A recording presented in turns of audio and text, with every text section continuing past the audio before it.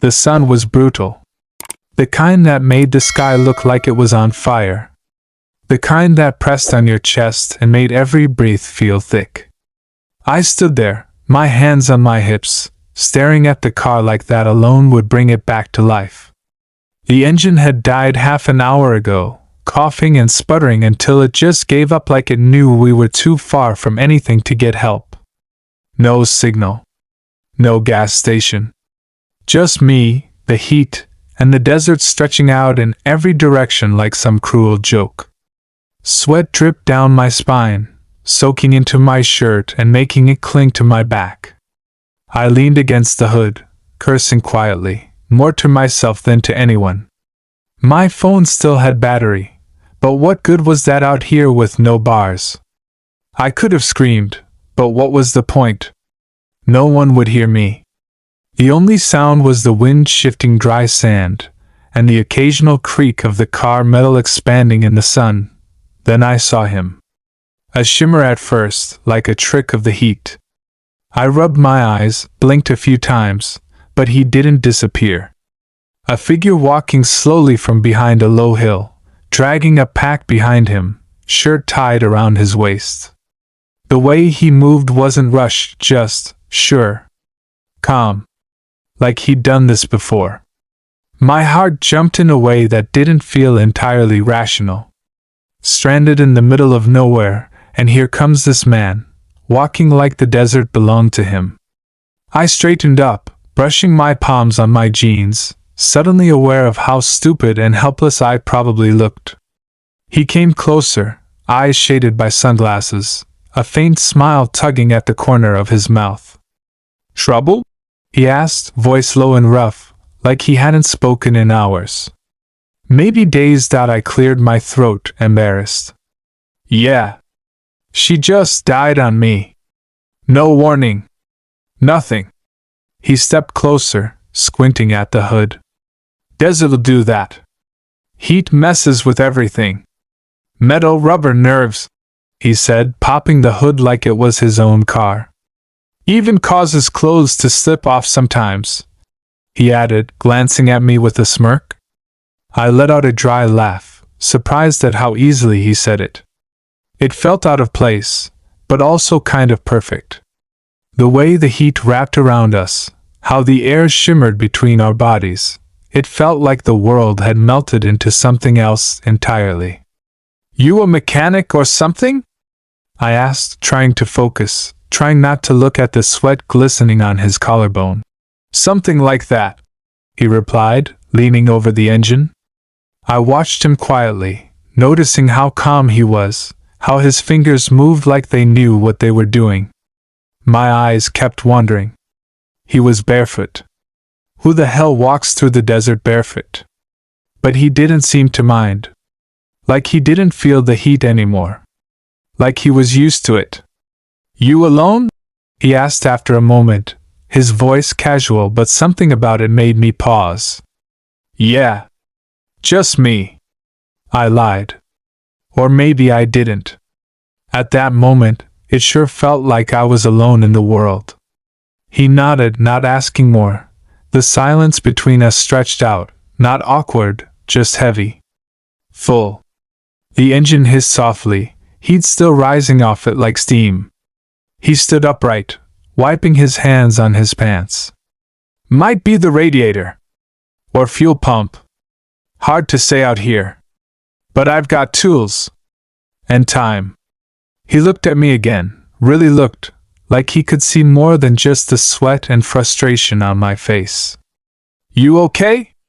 That question hit harder than I expected. It wasn't about the car. And I didn't know how to answer, so I didn't. Instead, I just nodded. He pulled a bottle from his bag and offered it to me. Warm water, but it tasted like life. As I drank, he watched me with a quiet kind of focus. I handed it back, and our fingers brushed for just a second, barely anything, but I felt it like a spark. He turned back to the car, said nothing. Just got back to work, like we weren't stranded together under the unforgiving sun, like this wasn't the beginning of something neither of us had planned.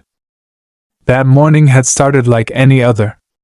The desert was still quiet, still cool, the sun just beginning to rise over the horizon. Everything was painted in gold and soft orange, and for a moment, it felt like the world had paused.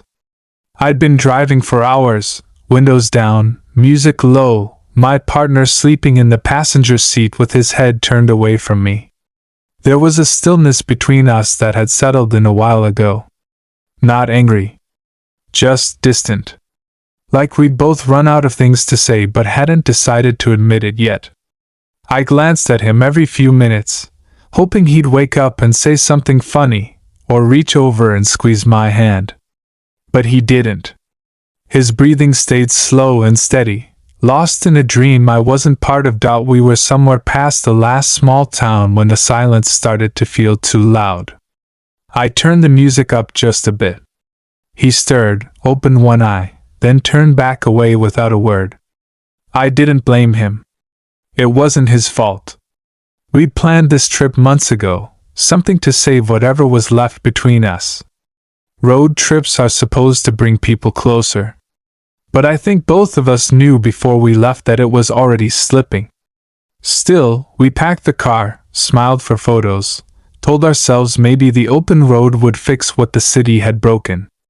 But out there, surrounded by miles of sand and silence, all the cracks became harder to ignore. We stopped at a rundown gas station just before noon. The kind that looks like it hadn't been updated since the 80s. Faded signs, dusty windows, a rusted cooler humming in the corner. I went inside to pay, grabbing a couple of waters and some gum while he stayed in the car, eyes on his phone. The clerk didn't say much, just grunted and pointed at the register. As I was leaving, that's when I saw him. The same man who'd later show up like a mirage in the middle of the desert. He was leaning against a beat-up pickup truck, chewing on a piece of jerky, sunglasses on, shirt hanging loosely around his neck. He looked different. Not just attractive, but like he didn't belong to any place. Like the desert had shaped him and kept him. Our eyes met for the briefest second. He didn't smile. He just nodded slightly, like he knew something I didn't. I looked away fast, walking to the car, heart thudding for no good reason. "Who's that?" my partner asked without looking up. "No idea," I said, trying to keep my voice neutral. "Just some guy." We got back on the road. The tension between us returned like it never left. He started asking about directions, saying I took a wrong turn, that we should have checked the route twice. I snapped at him, he snapped back. It was the same old loop, no heat from passion, just from frustration. After a while, he put his headphones in, and that was that. I couldn't get the man from the gas station out of my head. There was something in his eyes, something quiet and sharp all at once. Like he was used to reading people quickly and knowing when to leave. I didn't know why it stayed with me, but it did. That look followed me as the landscape flattened out more, as the road seemed to go on forever without change. The air was getting hotter. The wind coming through the window no longer felt cool, just dry and harsh. My partner eventually dozed off again, and I kept driving, alone in the driver's seat, alone in the thoughts I didn't want to say out loud. The GPS lost signal about 20 minutes before the engine gave out. That's how I ended up stranded, sweating, and surrounded by silence. And maybe it wasn't an accident that the only person who came walking out of that heat was the man from the gas station. Maybe the desert had decided to give me one last chance to feel something real. He crouched in front of the open hood like he belonged there, like this wasn't the middle of nowhere with the sun trying to melt everything alive. His fingers moved with care, tracing wires and touching hot metal like he knew what each part felt like on a good day. I stood back, arms crossed, trying not to stare. The desert was quiet except for the low hum of heat and the occasional click of something settling inside the car's belly. I didn't know why I felt nervous. Maybe it was because he barely spoke, Or maybe it was because he was so at ease while I was unraveling inside. "You drive this thing a lot?" he asked suddenly, breaking the silence without looking up. I cleared my throat. "Not really. It's more for city life. I guess I pushed it too hard." He grunted, stood up, wiping sweat off his brow with the back of his hand. "Heat's a tricky bastard. Makes the strong weak and the weak break down completely." He said it like a warning, but also like a joke. Then he looked at me and smiled, not a full smile, just enough to make something shift in my chest. "Sometimes it makes clothes slip off too," he added, teasing, as he unbuttoned his shirt and let it fall over the hood. My mouth went dry. I didn't say anything, didn't have to. The sun reflected off his skin, glistening in that way only extreme heat can pull out of a body. It was too much and not enough at the same time. I looked away, pretending to check my phone even though I knew it was useless. Still no signal. I muttered more to myself than him. "You won't get anything out here. Gotta go at least 30 miles back or forward to find a bar." I sighed, rubbing my forehead. "So what now?" He walked over, slow and deliberate, until he was standing next to me, close enough that I could feel the heat coming off his skin. "I've got some tools in my truck. Might be able to patch it up enough to get you moving." "You always carry tools through the desert?" I asked. He smirked. "You'd be surprised what I carry." He walked back toward the hill where he'd come from, and I followed him without thinking. The sand was loose under my shoes, sticking to my ankles and making every step feel heavier. At the top of the hill, his truck sat tucked into the shade of a tall rock. It was old, beat up, but solid, like him. He dug through the back, pulling out a small case and a jug of water. He handed it to me first. "Drink." Slowly. I did. The water was warm, but it was the best thing I'd tasted all day. I passed it back, and again, our fingers brushed. I felt that same spark, quick, sharp, and unwelcome only because I didn't know what to do with it. He led the way back to my car. "If it's the pump, I can work around it. If it's something worse, well..."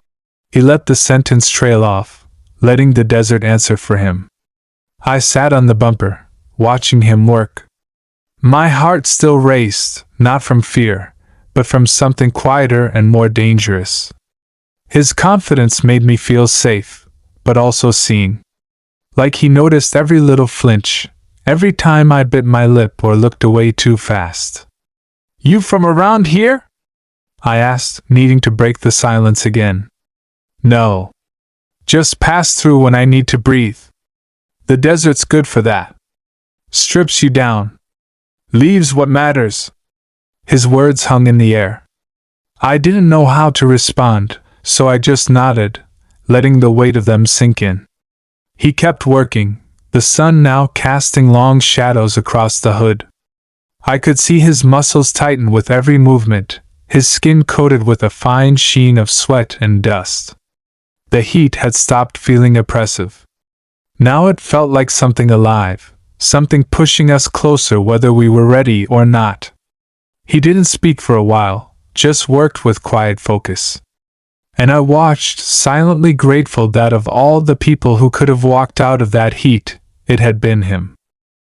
He lay half under the hood, legs stretched out, his bare back glinting in the sun.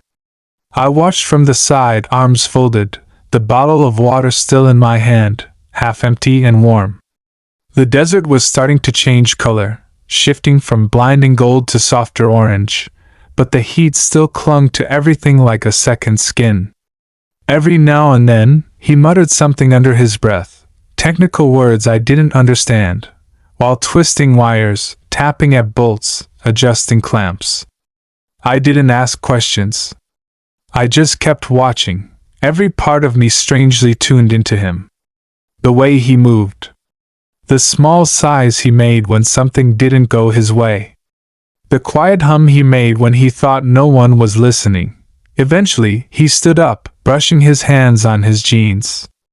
I've got a workaround. It might hold, might not. Depends how lucky you are. He gave me that same half smile again, like everything he said had layers. What's your guess? I asked, trying to sound light but feeling anything but. He shrugged, stepping a little closer.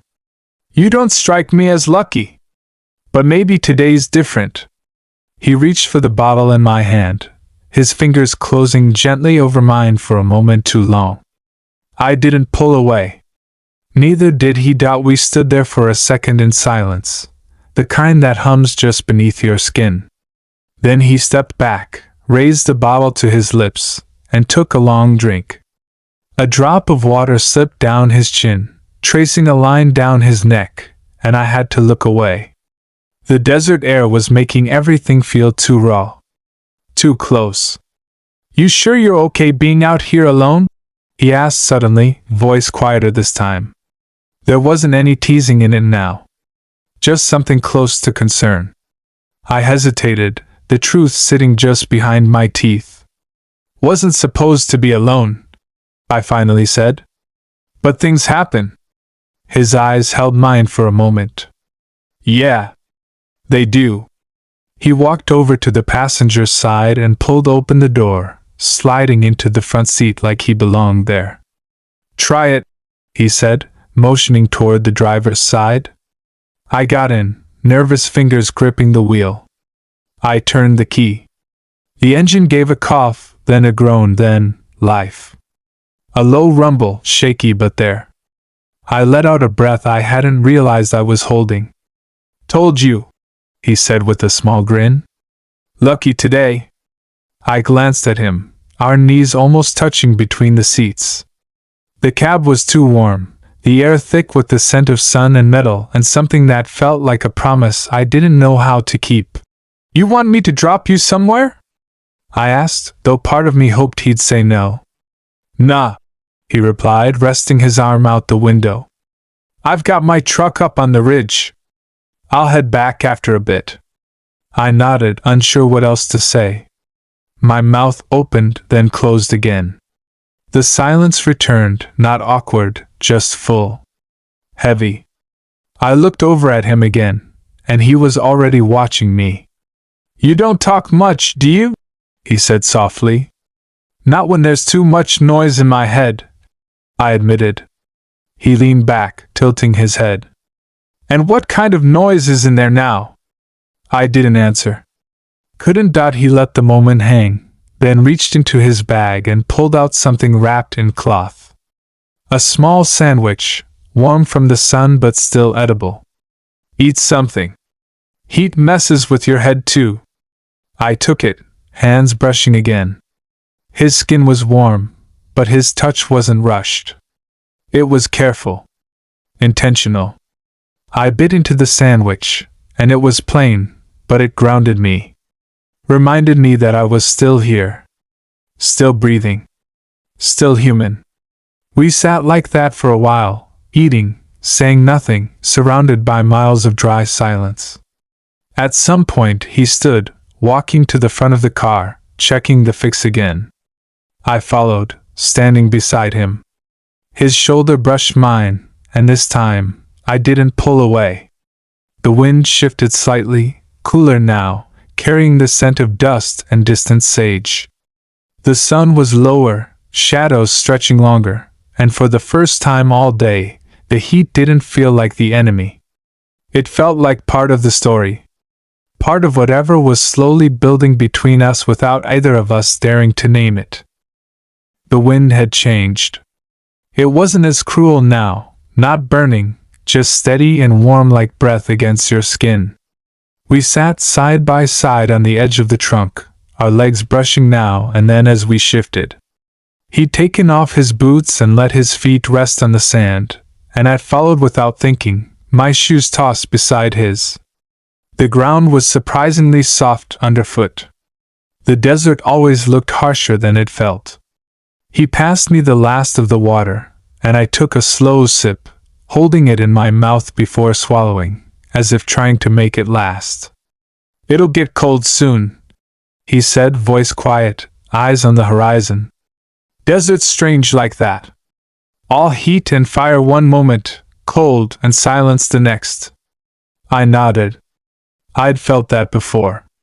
In more than just weather. A silence settled between us again. Comfortable, but too full. I felt like something needed to be said, like the stillness was waiting for it. So I spoke, not even planning to. I used to love road trips. I started, my voice softer than I meant. Back when I thought getting away could fix everything. He didn't turn his head, but I could feel his attention shift to me. What were you trying to fix? That question hit too close. I stared down at my hands. The skin on my fingers was dry, cracked from the heat. I hadn't even noticed. Everything, I said. Me. Him. Us. The words came out hollow. I didn't know how to dress them up, and I didn't want to. I was with someone. Still am, technically, I added, and he didn't flinch. It's been dying for a while, though. This trip was supposed to bring us back. I let out a low laugh, bitter and tired. Turns out driving across the desert doesn't fix emotional wreckage. He was quiet for a long time, and I thought maybe I'd said too much. But then he nodded slowly. No, it doesn't. But it shows you what's broken. Can't hide in all this open space. His words landed hard. They weren't kind or cruel. Just true. What about you? I asked. You always out here alone? He leaned back on his hands, face turned toward the orange glow now stretching across the sky. Most of the time, he said. Had someone. Years back. Thought we were building something real. But sometimes people promise forever and mean just until it gets uncomfortable. That hit somewhere deep. He glanced at me, his expression unreadable. He left. Said I was too still. Too quiet. Like I wasn't chasing enough. He paused. Thing is, I was never trying to run. Just trying to be. I felt that in my chest like a dull ache. I don't think it's about how fast we move, I said. Sometimes it's about who notices when you stop. His eyes met mine then, and for a second the world shrank. There was something raw in that look. Not lust. Not even longing. Just understanding. I hadn't been seen like that in a long time. The kind of seeing that goes beyond the surface. That touches all the bruises you never talk about. The sun dipped lower, and the desert began to cool. I rubbed my arms without realizing it, and he reached into his bag, pulling out a faded flannel shirt. He handed it to me without a word. I hesitated, then took it, slipping it over my shoulders. It smelled like sun and sage and something uniquely his. I pulled it tight around me and looked over at him. I don't even know your name, I said suddenly. It hit me that I'd let him under my skin without even asking. He smiled softly. Cole. Simple. Unassuming. It fit. And you? Eli, I replied, voice just above a whisper. He repeated it once, under his breath, like he wanted to keep it safe somewhere. I felt something shift in the air. Not big. Just enough. I wasn't thinking about my partner back in the last motel we stopped at. I wasn't thinking about how long I'd been driving towards something that was already gone. I was here. With Cole. In the middle of nowhere. And for the first time in a long while, that felt like somewhere I was meant to be. The fix held, at least for now. The engine rumbled just enough to move us forward, though Cole warned me not to push it too hard. The sun was slipping behind the ridges, casting long shadows across the sand, and the heat finally loosened its grip on the world. We drove slow, the wheels crunching over gravel and dust, the sky above us fading into that rich blue that only comes after a day that tried to burn everything alive. Cole sat in the passenger seat, one arm resting on the window ledge, his shirt still off, flannel now draped over his shoulder. The cab was small, and I was too aware of how close he was, how his leg pressed lightly against mine whenever we hit a bump, how his scent, sun, sweat, and something woodsy, lingered in the air between us. Neither of us said much at first. It felt like if we spoke, the spell would break. The silence wasn't heavy now, though. It was thick with something else. Possibility. Tension. The kind that doesn't need words to speak. I kept my eyes on the road, which stretched endlessly ahead, golden dust rising behind us in soft clouds. My hands gripped the wheel tighter than they needed to. Not out of fear, but to keep them from doing something impulsive, something stupid. Like reaching over. Like touching his arm. The radio had given up miles ago, so the only sounds were the hum of the engine and the occasional sigh from Cole as he leaned back and closed his eyes. "You ever think about just driving till the road runs out?" I asked suddenly, surprising even myself. He opened one eye and looked at me, amused. "All the time," he said. "Problem is, the road always ends somewhere. Question is who you're with when it does." That stayed with me. Sat heavy in my chest. I glanced at him, the fading light catching the side of his face just right, and I wondered if he knew what I was thinking. If he could feel it too. The air inside the truck was warm, but not suffocating. Just enough to make every breath feel slow and deep. My fingers drummed quietly on the steering wheel. We passed a broken road sign, mostly eaten by rust, pointing toward a town I didn't recognize. "About 20 more miles," Cole said softly, reading my thoughts. "There's a diner, maybe a mechanic if we're lucky. Do you know all the spots out here?" I asked. He gave a small shrug.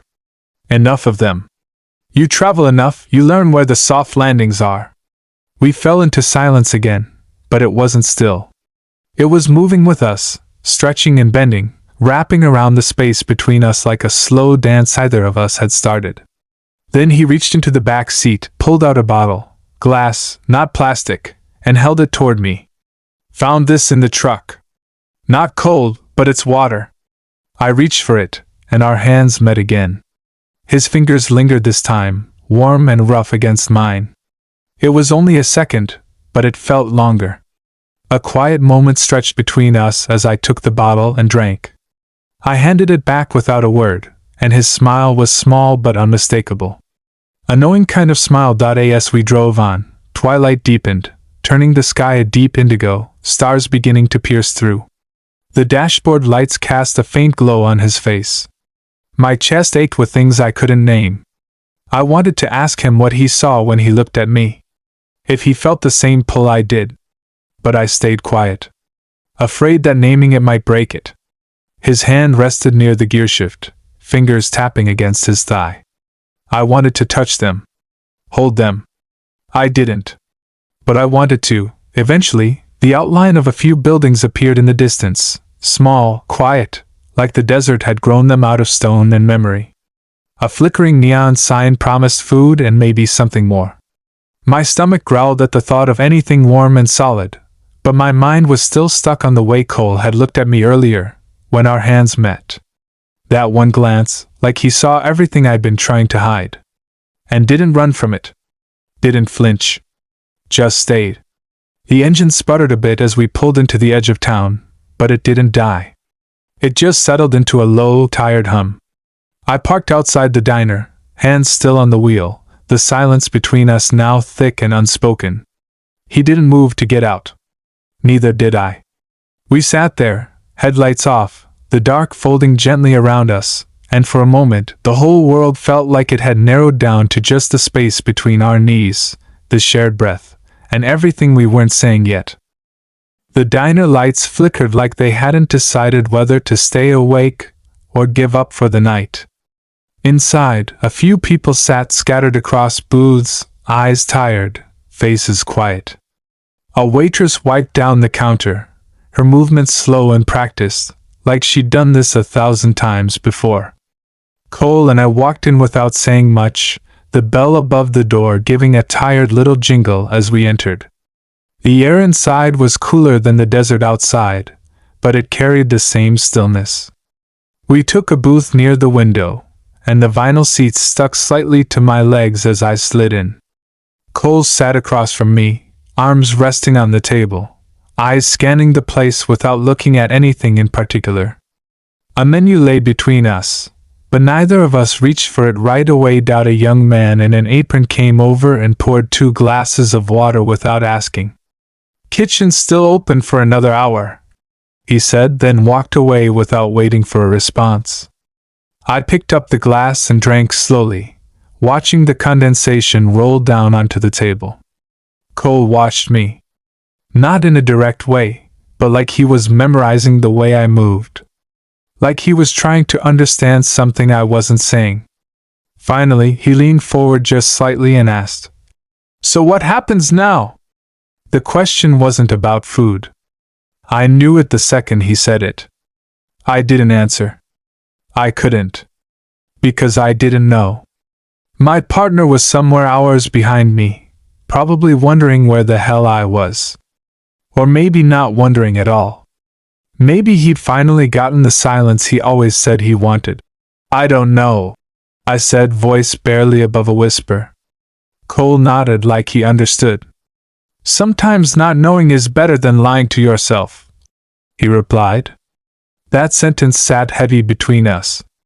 He picked up the menu then, flipping it open like he needed something else to focus on. "Burgers, fries, pie.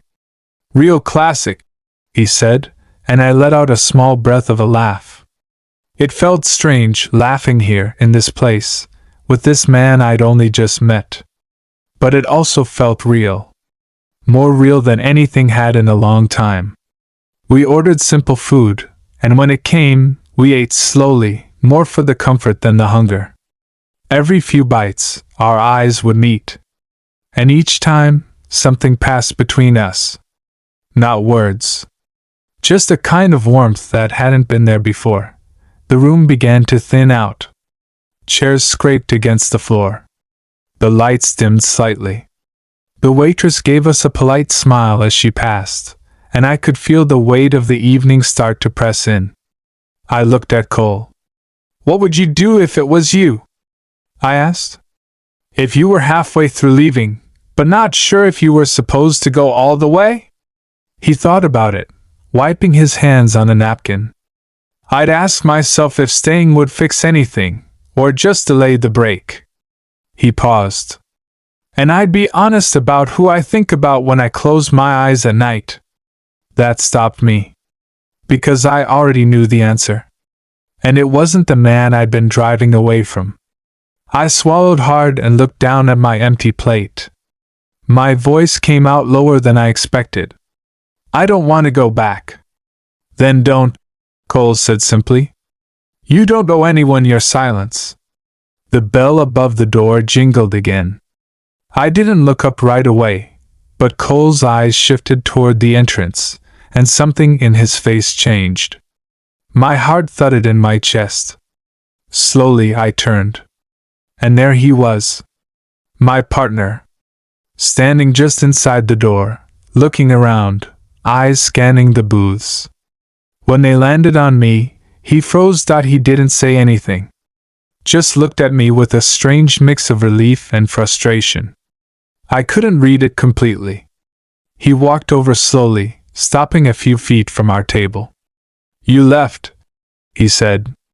It wasn't a question. It was an accusation. I stood up, not angry, just tired. "The car broke down," I said. "I figured." His eyes flicked to Cole. "So who's this?" I hesitated. Cole stood too, but he didn't say anything. He let me speak. "Someone who showed up when I needed help." My partner let out a sharp breath through his nose. Of course he did. There was bitterness in his voice, but under it, something else. Resignation. I didn't defend it. I didn't have to. The silence stretched again, thick and tense. My partner looked at me for a long moment, then gave a small shake of his head. "You're already gone," he said. "You were gone before this trip ever started." I didn't argue. Because he was right. I watched him walk back out the door without another word. Cole didn't speak either.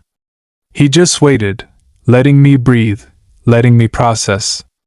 I sat back down slowly, heart racing but not from fear. From something else. Something like freedom. And maybe, just maybe, something like hope. We stayed in the booth long after the door closed behind him. The silence that followed wasn't sharp or loud, it was soft. Like the quiet after a storm, when all the pieces have already fallen where they were meant to. I didn't cry. I thought I might. But all I felt was stillness, like something inside me had finally exhaled after being held too tight for too long. Cole didn't try to fill the space with words. He just sat there, watching me, present in a way that felt grounding. I wrapped my fingers around the cold glass of water again, stared into it like it held some kind of answer. That was the end, I said after a while, my voice steady.